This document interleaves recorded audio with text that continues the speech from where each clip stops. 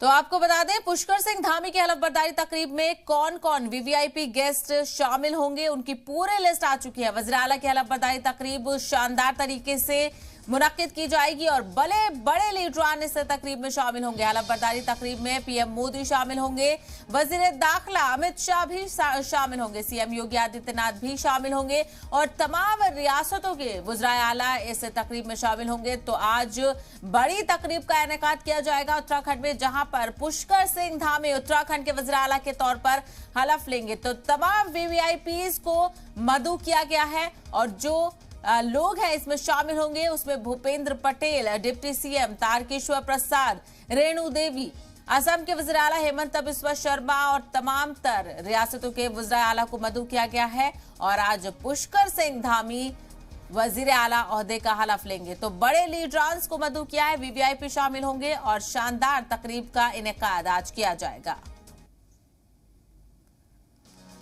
तो तमाम तर तैयारियां जारी हैं।